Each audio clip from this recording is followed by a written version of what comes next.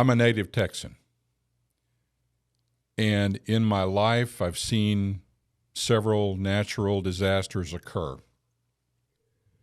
In my professional life as a law enforcement officer, I've seen many, many things happen that were weather-related. A lot of them hurricanes. We really don't have too many tornadoes here in South Texas. But the event that happened this 4th of July weekend in the Texas Hill Country was profound. It was sad.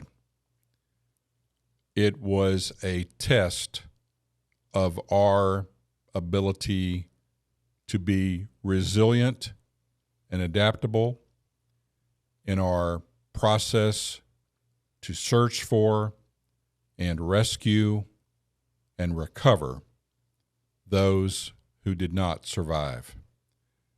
Many of them children. Over 104 deaths confirmed as of today. There's probably more.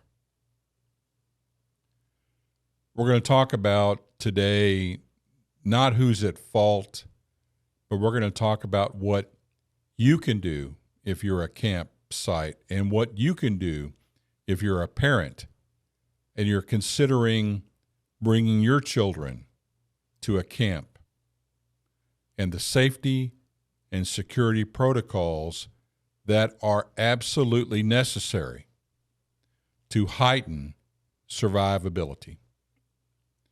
You're watching and listening to the SAFESECURE 360 podcast. There's safety in numbers.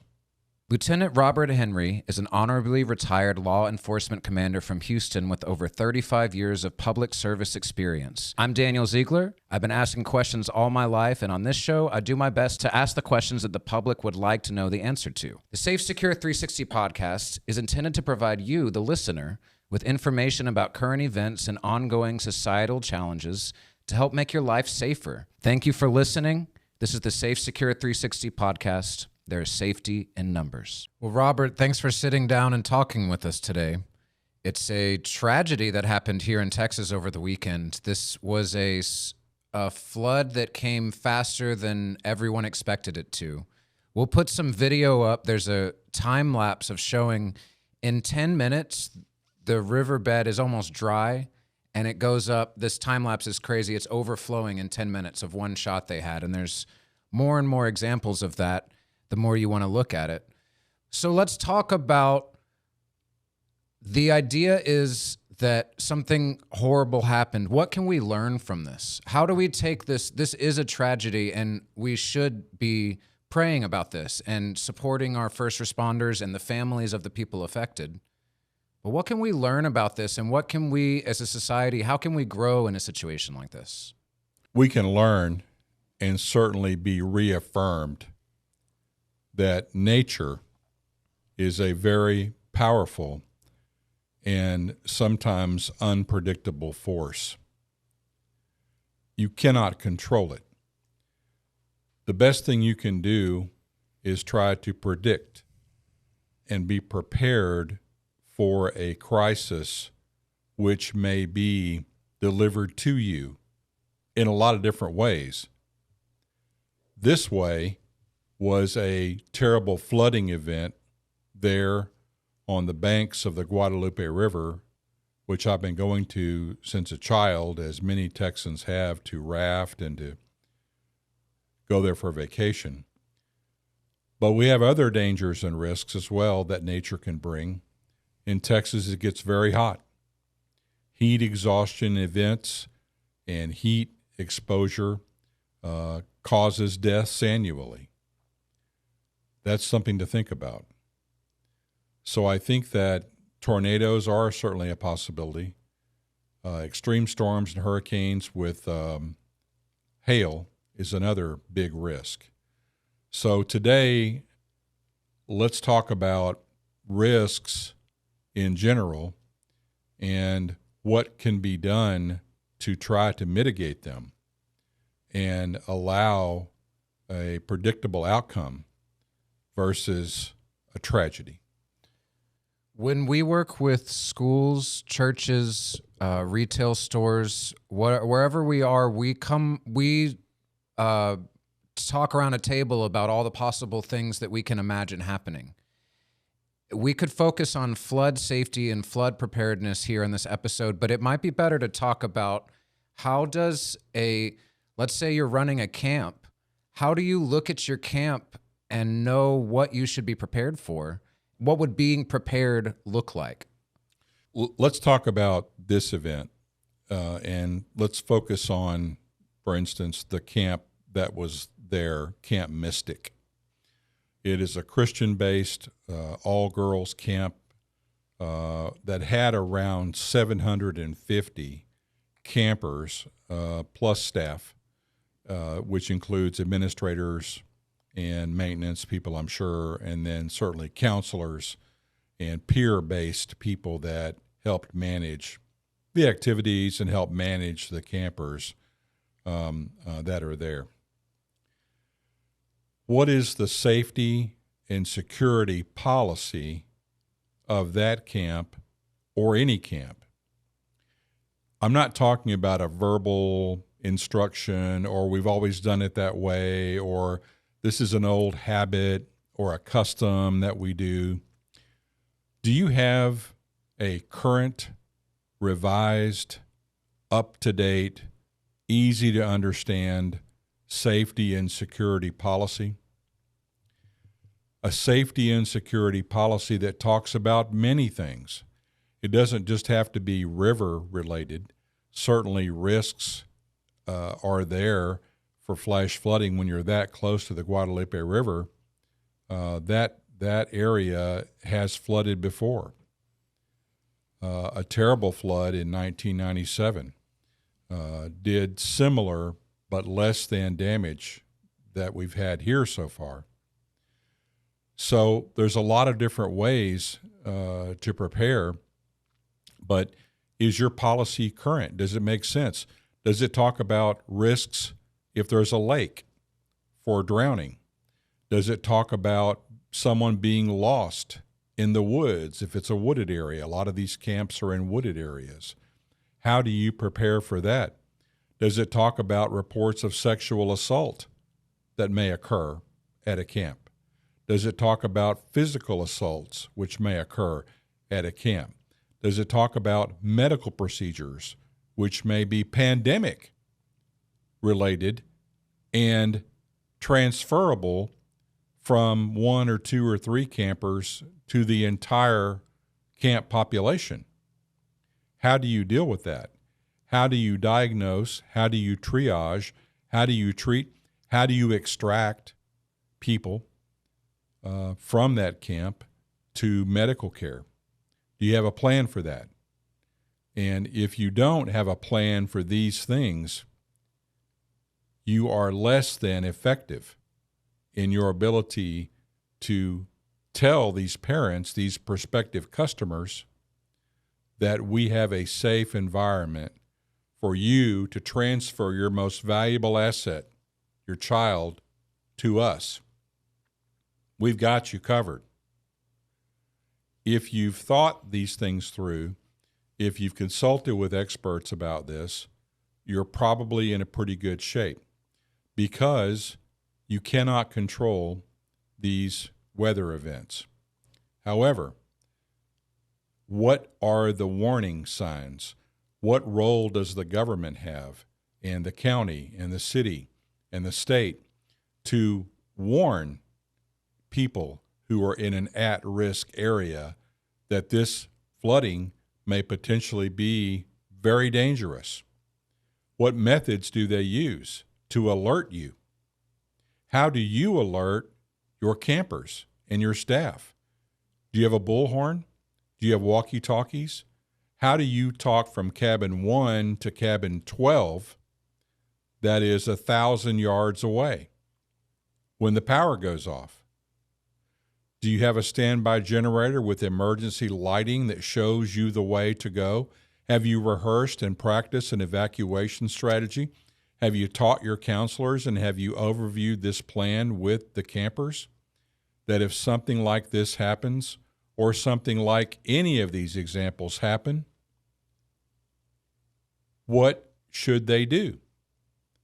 When it's happening and it's dark and it's thunderstorming and it's raining really hard and people are panicking, especially children, your window of effective and concise communication to effect a strategy that you have in your mind is very limited, because emotions and fear and panic and survival take over.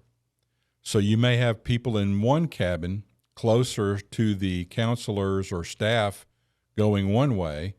The other cabins may not know what to do. And without effective communications, it's very difficult. Guessing is not the way to go. And I think that's probably what happened here, is that there was less than fully effective communication from the warnings, from the alerts, from the door-to-door-to-door notices that, hey, it's time to go. We've got a big, serious problem. Here's the plan. We talked about this when we oriented you. Now it's time to go to work, and we're going to do that plan. Are you prepared? Are you rehearsed? Do you have a plan? Can you assure these parents that you've done everything you can do and thought about multiple scenarios and outcomes that are going to result in probable success? So what I hear you saying is that the policy of a place like a camp prepares, and policy including the training and including the drills that go along with that, a policy and a trained staff at least gives a guideline of what the staff should do in any situation in the policy. Instead of the staff having to think for themselves, they can just follow the steps of that. What would be, speaking of notification, if you ran a camp that's in the middle of the woods and may not get cell phone service, or may not have access to neighboring people that are going to come knock on the door, how can you ensure that you are on the first responders' radar and that you can be notified by first responders and get a relationship with them? How would that work? Here are some simple steps that are my recommendation. Establish a relationship with your local camp area fire, EMS, police, and volunteer rescue services. Invite them to your camp, perhaps during off-season, and say, look, I'd like to buy you lunch. I'd like to buy all of you all dinner. Come to our camp, take a look at our policy that we have for safety and security, evacuation, shelter in place, medical emergency, lost child, drowning, other type of death. Give us your critique. Give us your advice. They'll do it. They will help you. Our first responders are profoundly effective in Texas in prevention, response, and recovery. Absolutely. Law enforcement, police, EMS, fire, everybody. You're seeing all of these volunteer organizations from the state and from outside of our state. The Cajun Navy is there, very effective. We use those guys and ladies in Houston after severe tropical storms or hurricanes. Very effective. Invite EMS and police and fire out. Have them walk the site, give you critique and advice. Have them look at your policy. Enroll in all types of either National Weather Service or local emergency texting, phone calls, emails, and there may be different tiers of that. So if you are a camp provider, you may be allowed access into a more rapid or more thorough response link based on your location. So you may get quicker notifications than a regular citizen may. And that may be a good thing, because you've got tremendous responsibilities, not only for yourself and your staff, but all these children. So you need that information. So registering with that notification service, critical. Inviting the EMS, fire, and police to your site and have you surveyed and take a look at what's going on, very important. Because this is going to happen very fast, and if you are prepared, you have a likelihood that you may survive. SAFESECURE 360. We are a security consulting group located in the Woodlands, Texas.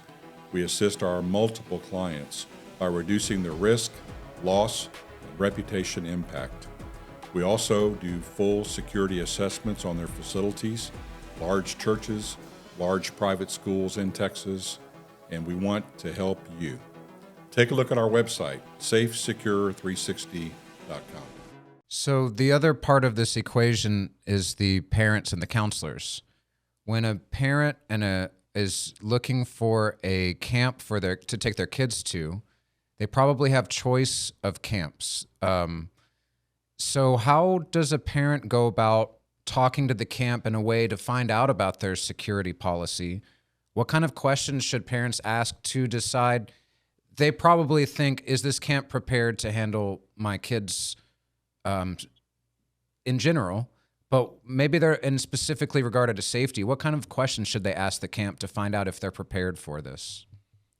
Parents want a predictable and safe outcome. They have chosen your camp either through an affiliation with a church or a group or some type of organization, or perhaps they just found you and researched you, and it looks like you're the real deal. 700 campers think so, and those campers change out weekly or every 2 weeks or whatever their frequency is. They're not there the entire time.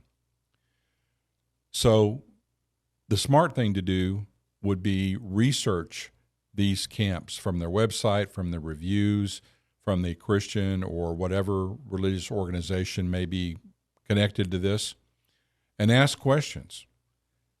Have you been there? Is it enjoyable? Is it clean? Is it safe? Is the staff responsive? Do they orient the campers as to what safety and what the rules are? Do they enforce the prohibited items rules? Are they interactive? Do they communicate?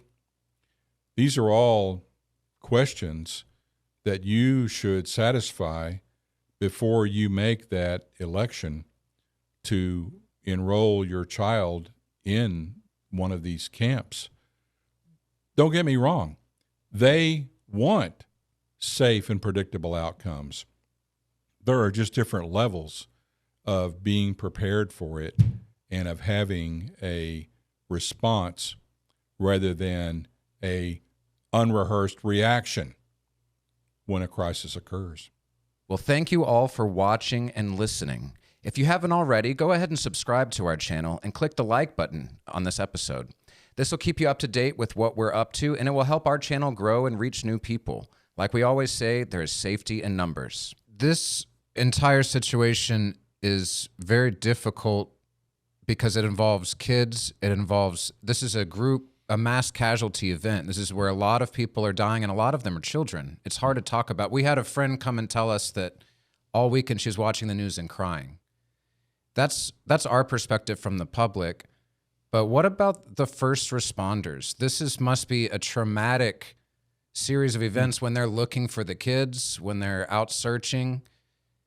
How do first respond? You have experience working with first responders and with the crisis intervention team with police officers. Maybe something for the first responders that could help them understand what's going on with this possible PTSD, or how would they know how to get help right now? I've said it before.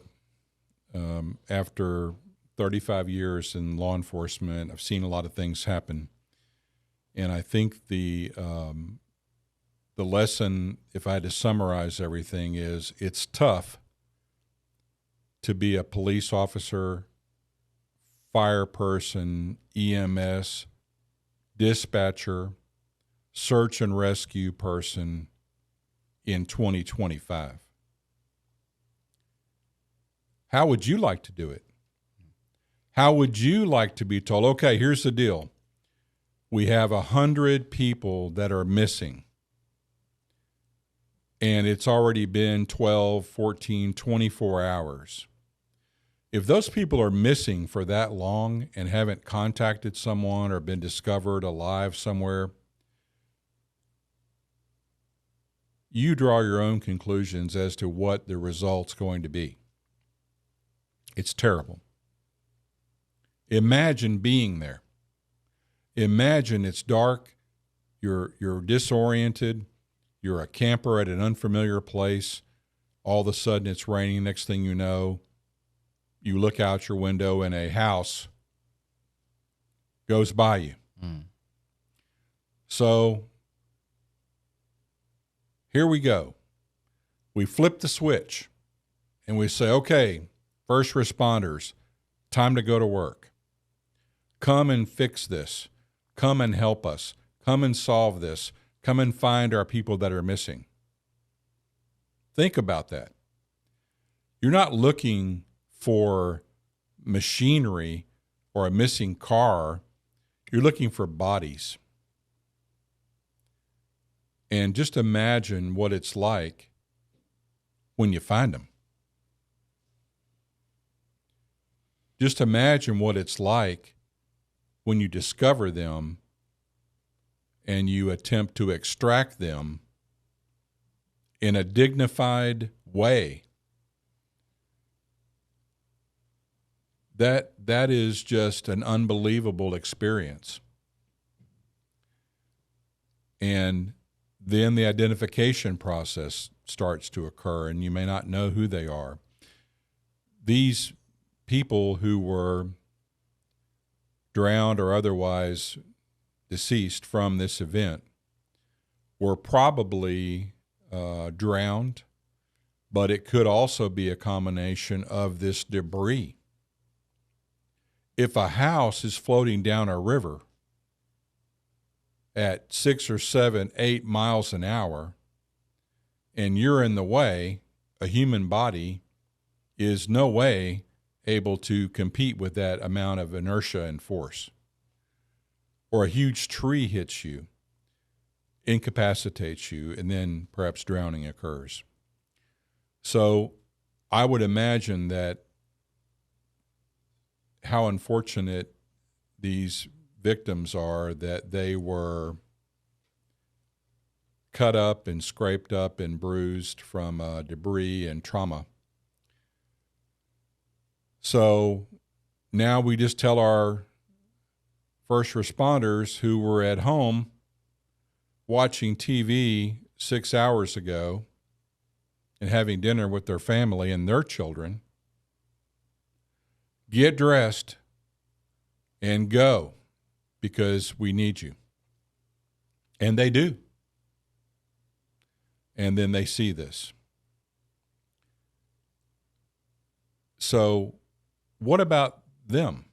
We talk about victims, and there certainly were many victims who were deceased and some that were alive, but it's my opinion that everybody involved in this event is going to have a profound impact by this. It is very important that law enforcement management and leadership on the scene of a crisis like this closely monitor the mental health, vibe, and feeling of these responders, being aware of natural stress in an environment like this of crying or denial or disbelief or saying things or being overwhelmed. But then there's another group who may experience the same phenomenon who doesn't say anything. They just have a blank stare on their face. Or they've already rescued or they've already recovered 5 or 10 people. They're acting different than the other responders. Can you support them? Can you give them a break? Can you talk with them and have a licensed counselor or have someone from the chaplaincy there to give them some type of relief? Maybe they're done for that duty. Maybe that's enough. Maybe they need to be reassigned somewhere else where they can still play a valuable role, but maybe not that one. I don't know. But they're hurting. And it's very important that you identify that and that you give them relief, because they will never forget this event for the rest of their lives. Neither will their families. Neither will all these families. So I think it's critically important that we check on people physically. Are you all right? Did you make it okay? You were able to stay and float and negotiate all these different stepping over trees and things. But what about, how are you feeling? Are you okay? Tell me what you were experiencing. Why don't you take a break? Why don't you talk to someone and give you a break? Because if you don't do that, and if you don't monitor these conditions, you may have underlying problems that are severe. And that's terrible. It is. This situation is so tragic. It doesn't really matter how close you are to it, it's tragic. But the closer you are to it, the more it can be traumatic, beyond tragic. So our show is intended to provide information and resources so that we can learn from events like this. So what I've heard so far is that camps can develop a ever-changing living document style safety policy where they consult with a security company, get best practice advice, and then train their staff on a policy. Parents can talk to potential camps and enroll by a sort of a private election, but enroll their kids in the camp that's best prepared to handle their kids' needs, from their learning needs or their fun needs to their safety needs. Parents can choose which camp they'd take their kids to, and that's how they can keep their kids safe. And that for first responders, if you know a first responder, check in on them. If you're management of the teams that are looking for people actively right now, we hope that you hear what Robert's saying about checking on your staff, because a little word of empathy can go such a long way in a tragic time like this. Is there anything else you'd like to communicate to the public? We never know who's watching, but I believe that the ideas we're presenting are really valuable to people. Is there anything else that you think could be valuable to learn from this experience that we're having together? There'll be a lot of time later to critically analyze everything that worked or did not work. Now is the time to grieve and pray for these families and these victims and survivors and our first responders. They serve such an important role, and not just the uniformed one, the police and fire and EMS, but the volunteers. I've been watching this. They've just done an incredible service. So I think that it's very important to look critically at this afterwards and say, could there have been earlier warning? Could there have been other types of communication used? Could there have been other types of plans developed Could there have been other types of relationships with first responders built, encouraged, and practiced? Certainly there could have been. But right now, support them. If you can make a contribution, there are many places on the web that tell you who to donate to. I've seen several in the Hill Country. The American Red Cross, obviously, is one. The Salvation Army, another one. And I think that Kerr County, Kerrville, the kind of the home base for all this, will have places that you can donate to as well. If you're a volunteer, I don't recommend that you just show up. You should call them or go through some type of process to be identified as a volunteer, and they'll tell you what their needs are and where they want you to go. That way it helps them organize. So what can you say except we grieve for these people and we support the ones that are working and continue. This isn't over. This will be going on for months. So we grieve for them and we support them, and we hope that other camps in non-river settings realize that they're also exposed to risks and that they develop a safe and secure protocol to protect everyone. Well, thank you, Robert. I couldn't have said that better myself. Thank you all for watching through this difficult episode. Our intention truly is that that you are presented with some ideas that will help you make the people around you safer. And so we hope that you all hear that. And our hearts and our prayers go out to the first responders and the families of them, and then the families of all the people affected by the flood. Thank you so much for watching. If there's anything we can do to help you, we are happy to share our information, our experience with you. Just reach out to us at any time. Thank you for watching. This is the SAFESECURE 360 podcast. There is safety in numbers. This is the SAFESECURE 360 podcast. The information provided in our podcasts is for general information uses only and is not intended as legal advice. The views and opinions expressed by the guests are their own. Always consult with a qualified professional before making safety and security decisions. For more information about this topic, check out our website at safesecure360.com.